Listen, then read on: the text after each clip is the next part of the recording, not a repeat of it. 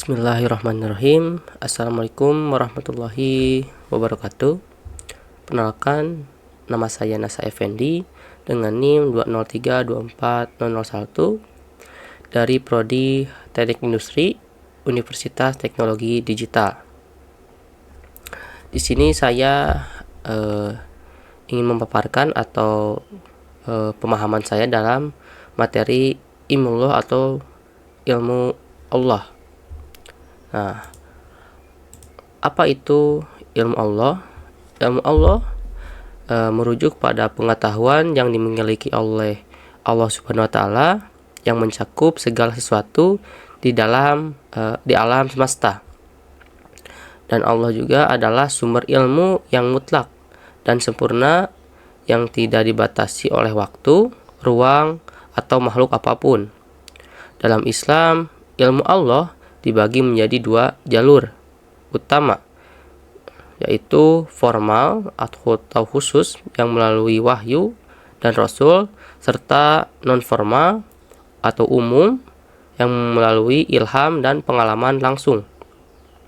Jadi materi ini disusun berdasarkan ayat-ayat Al-Quran untuk memberikan pemahaman yang mendalam tentang bagaimana ilmu Allah diberikan kepada manusia dengan tujuan agar manusia dapat beribadah kepadanya. Yang pertama, Allah sebagai sumber ilmu yang maha pencipta dan maha pandai. Jadi Allah Subhanahu wa Ta'ala adalah pencipta segala sesuatu dan memiliki pengetahuan yang sempurna tentang ciptaannya. Hal ini menjelaskan dalam Quran surah Al-Furqan ayat 2 yang artinya, Dialah yang menciptakan langit dan bumi dalam 6 masa dan adalah arsinya atau sebelum itu di atas udara, agar dia menguji siapakah di antara kamu yang lebih baik amalnya, dan jika kamu berkata kepada orang-orang musyrik, sebenarnya kamu akan ditampilkan setelah mati, niscaya orang-orang yang kafir itu akan berkata, ini tidak lain hanyalah sihir yang nyata. Dan dalam Quran surat Al-Mulk ayat 14 yang artinya, apakah Allah yang menciptakan itu tidak mengetahui atau yang kamu lahirkan dan rahasiakan, dan dialah yang maha halus lagi maha mengetahui.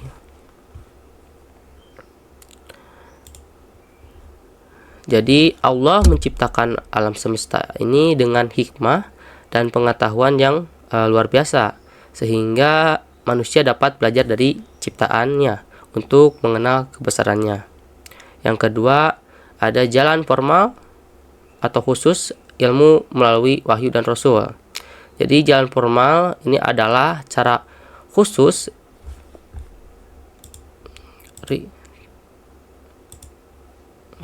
jalan khusus yang diberikan Allah kepada manusia melalui wahyu yang memerlukan perantara rasul.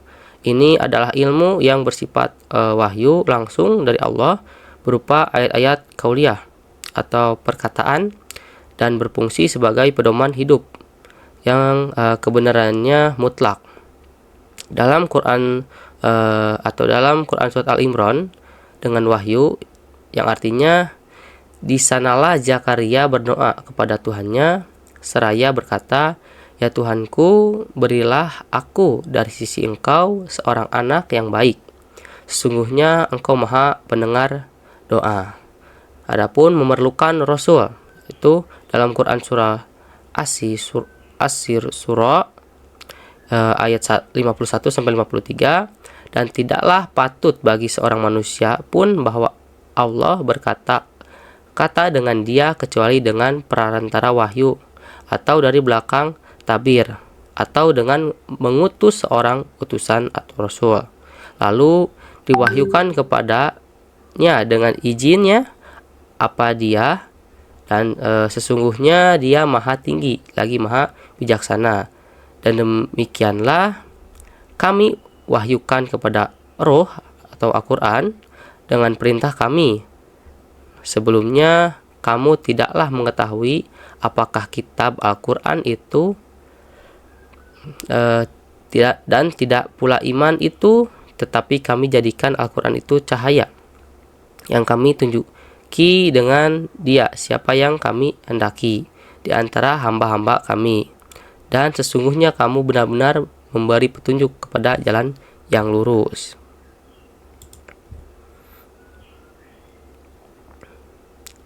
Jadi ilmu ini disampaikan melalui Rasul ya, sebagai utusan Allah. Adapun ayat kauliyah, nah, ayat kauliyah dalam Quran surat Ar-Rahman ayat 1 sampai 2 dan Quran surat Al-Alaq ayat 1 yang artinya yang Maha Pemurah yang telah mengajarkan Al-Quran. Adapun arti dari surat Al-Alaq, bacalah dengan menyebut nama Tuhanmu yang menciptakan. Nah, berfungsi sebagai pedoman hidup. Dalam Quran surat Al-Imran ayat 19 sampai ayat 19 dan 85 yang artinya sebenarnya agama yang diridhoi di sisi Allah hanyalah Islam. Itu ayat 19. Dan barang siapa mencari agama selain Islam, maka sekali-kali tidaklah akan diterima agamamu itu darinya, dan dia di akhirat termasuk orang-orang yang rugi. Itu ayat 85. Dan adapun kebenaran mutlak dalam Quran surat Al-Baqarah ayat 147 dan Quran surat Fussilat ayat 53 yang artinya kebenaran itu adalah dari Tuhanmu, sebab itu janganlah sekali-kali kamu termasuk orang-orang yang ragu. Itu ayat 147 dan artinya kami akan menampilkan kepada mereka tanda-tanda kekuasaan kami di segala wilayah bumi dan pada diri mereka sendiri, hingga jelas bagi mereka bahwa Al-Quran itu benar. Ayat 53.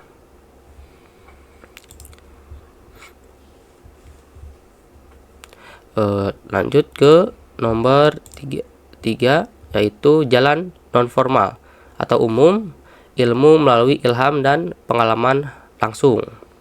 Jadi jalan non formal ini adalah cara umum yang dapat diakses oleh semua manusia melalui Islam ataupun pengalaman langsung tanpa perantara Rasul.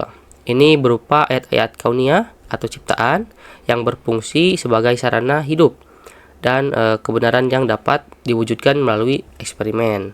Nah, dengan ilham, Quran surah Al-Balad ayat 5 yang artinya apakah manusia mengira bahwa ia akan dibiarkan begitu saja tanpa pertanggungjawaban? Nah, jadi ilham ini adalah inspirasi atau bisikan halus dari Allah yang diberikan kepada manusia seperti intuisi atau pemikiran kreatif.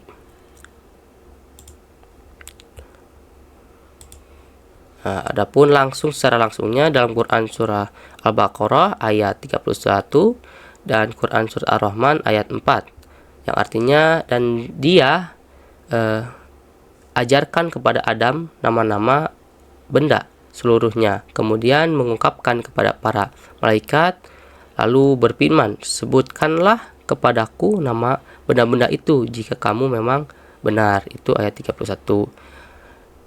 Dan artinya yang Ar-Rahman ayat 4 ini artinya dia mengajarkan manusia apa yang tidak diketahuinya.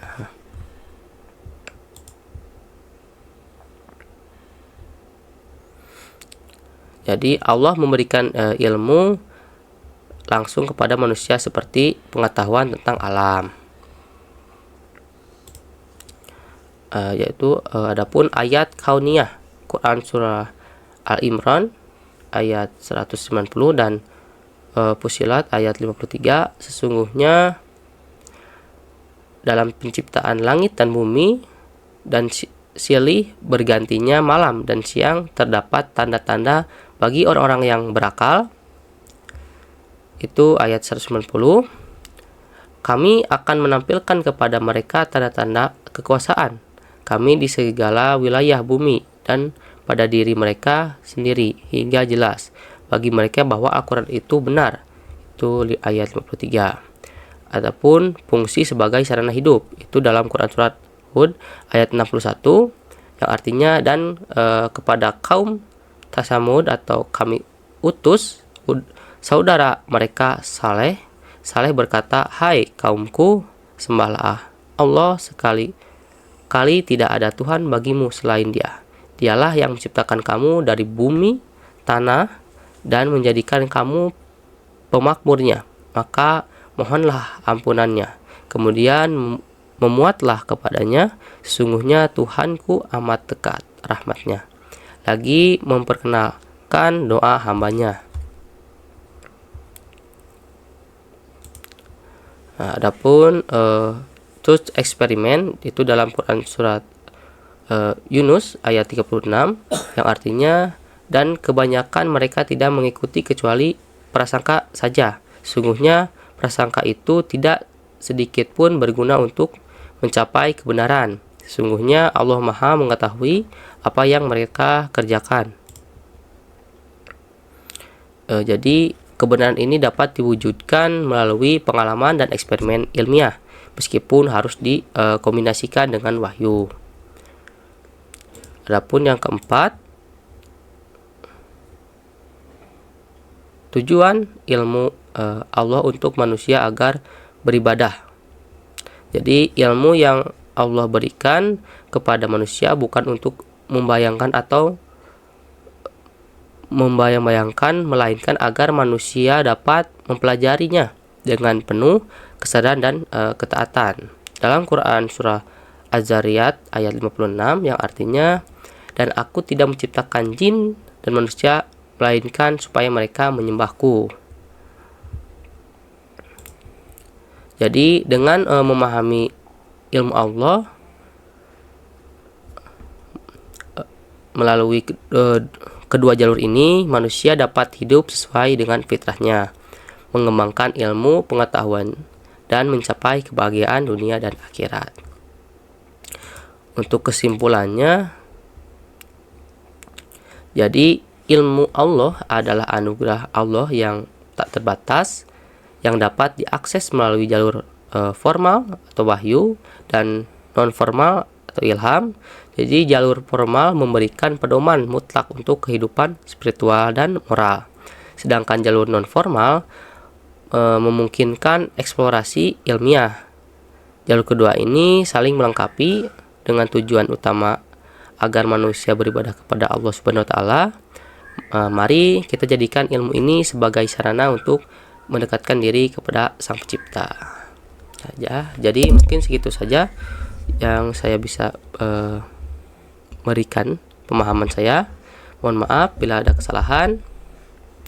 Saya undur diri. Terima kasih. Wassalamualaikum warahmatullahi wabarakatuh.